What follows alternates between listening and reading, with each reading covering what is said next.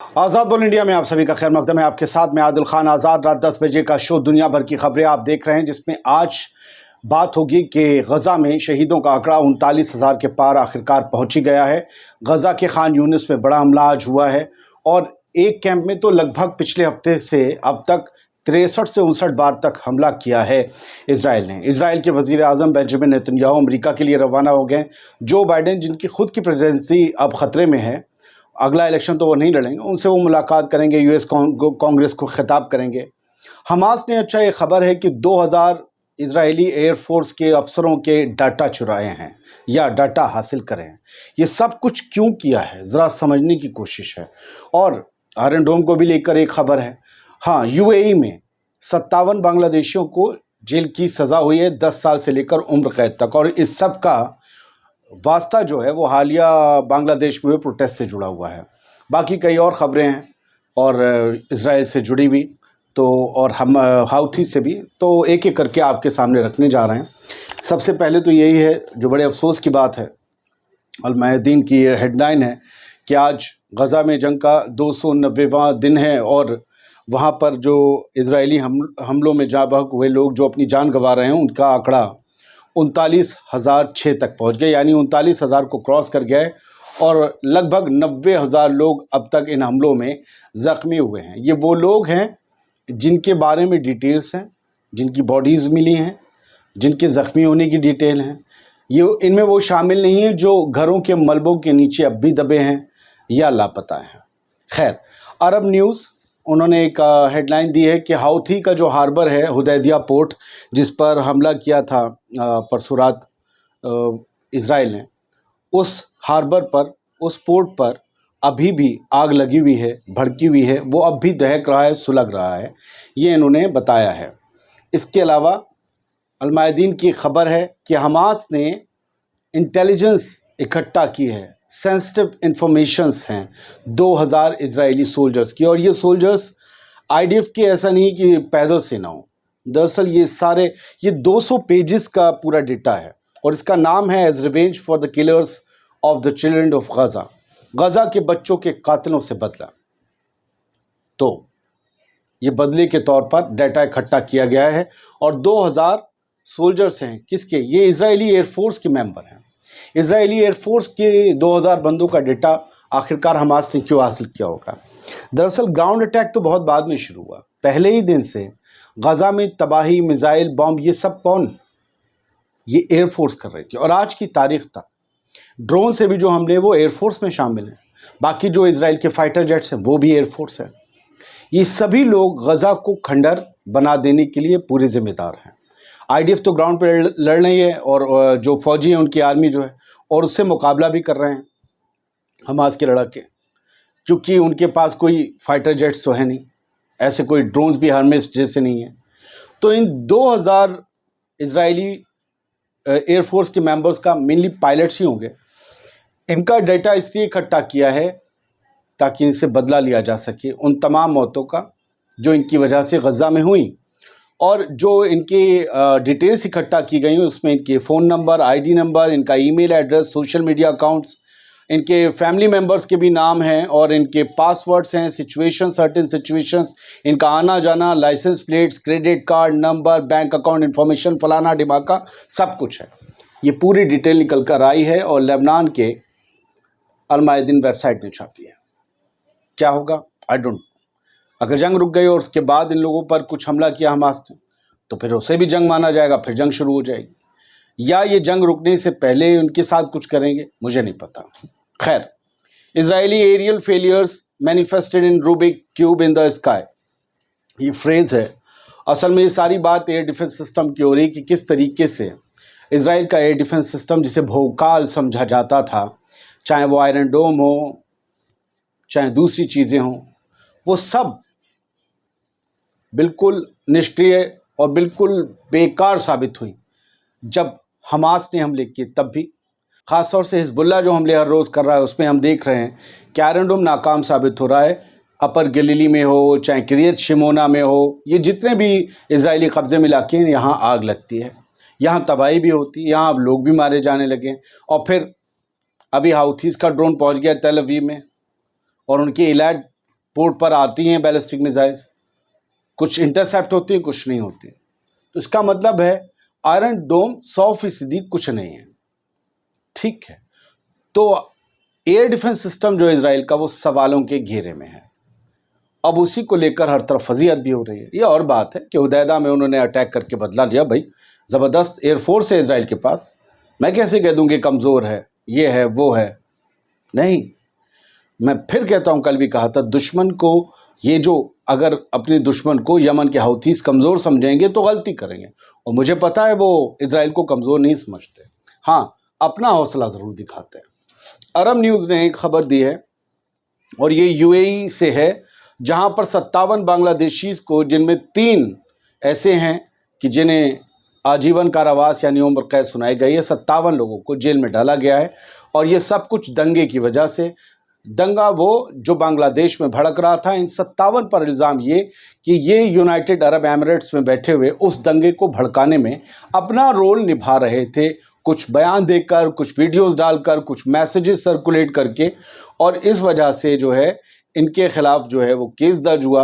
अब इनमें से सारे लोग तभी बांग्लादेश डिपोर्ट किए जाएंगे जब ये अपनी सज़ा को पूरा कर लेंगे, समझे आप। और इसमें से जो है 53 defendants receive 10 year prison terms with one who and, इसमें से एक बंदा ऐसा भी है जो इलीगली आया था। ये सारे लोग अब 11-11 साल के, 10-10, 11 साल की जेल है, एक को उम्र कैद की है। ये सज़ाएं पूरी होने के बाद इन्हें इनके मुल्क वापस बांग्लादेश भेजा जाएगा।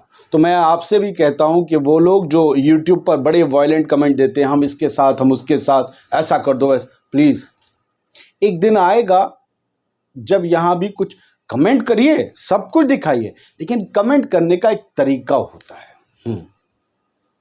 कमेंट करने का एक तरीका होता है।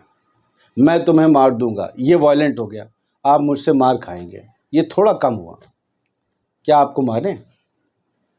ये सवाल हो गया, लेकिन इसमें सज़ा नहीं होगी। खैर, नेतन्याहू, मेरी आवाज़ जिन्हें कम आती हो तो मेरे आवाज़ में वेरिएशन है, एज ए एंकर मैं क्या करूं। हम लोग जज्बातों के साथ पढ़ते भी हैं, तो आवाज़ हर डायलॉग के साथ ऊपर नीचे होती है। नेतन्याहू ने हमास से निगोशिएशंस जो हैं उनके लिए, बातचीत के लिए, मोलभाव के लिए, होस्टेज डील या फिर सीज़ फायर को लेकर ग्रीन लाइट दे दी है। किसे? अपने इजरायली डेलीगेशन को। इस डेलीगेशन में कौन होगा? मोसाद का चीफ डेविड बार्निया, और इसके अलावा इनका शिनबेद का चीफ, CIA वाले आए जाएंगे। तो ये ग्रीन सिग्नल देकर अमेरिका गया है नेतन्याहू।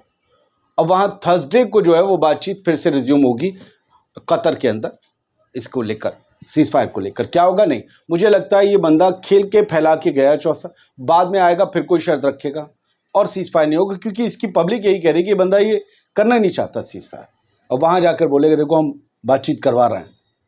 लेकिन कुछ खबरें हैं, नेतन्याहू गए तो है अमेरिका, US कांग्रेस को भी खिताब करेंगे, लेकिन किस दौर में गए? सोचो, आज बंदे को जाना था, आज ही सुबह, कल रात ही खबर आ गई कि बाइडेन ने कहा है कि हम अगला इलेक्शन नहीं लड़ेंगे, क्योंकि उन पर प्रेशर था, बोल पा नहीं रहे थे। 81 साल के हो गए, इधर देखते थे कभी उधर देखते, लोग कहते रोबोट है इनके अंदर, वैसा हुआ। तो बड़ा मसला है अमेरिका में। अब कमला हैरिस होंगी अगला प्रेसिडेंट, कौन होगा मुझे नहीं पता। अभी जो है हम इस पर बात करेंगे नहीं, कर चुके हैं ऑलरेडी, ठीक है। हाँ, रूस की खबर ये है कि तुर्की और सीरिया के बीच जो ताल्लुकात बड़े तल्ख हैं, और आपको पता है क्यों हैं। उस तलखी को कम करने के लिए रूस और इराक मिलकर काम कर रहे हैं। और ये काम सिर्फ ऐसा नहीं है कि तुर्की और सीरिया के बीच ताल्लुकात वसी हो जाएं, या बशर अल असद और रजब तैयब एर्दोगान के बीच ताल्लुकात सही हो जाएं। दरअसल ये पूरे खित्ते में एक नया ब्लॉक बनाया जा रहा है।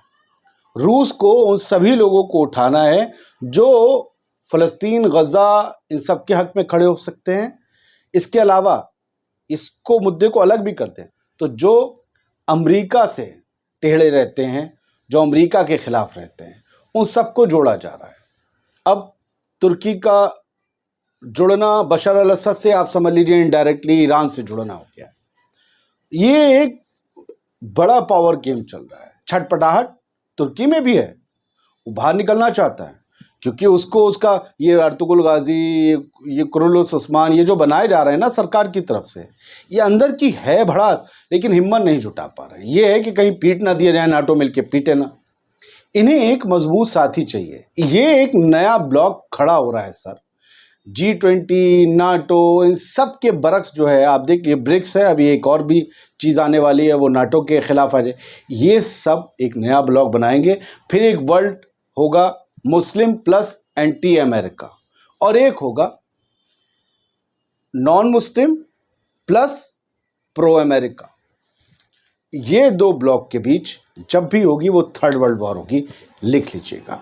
तो फिलहाल दोस्ती हो जाती है, अच्छी बात है। एर्दोगान और रजब तैयब एर्दोगान और बशर अल असद ने फ़लस्तीनियों को उनके घरों से वापस निकाला गया है। खान यूनिस में बड़ा हमला हुआ है और ज़बरदस्त, लोग यहाँ से निकल भी नहीं पाए, हज़ारों की तादाद में निकाला गया।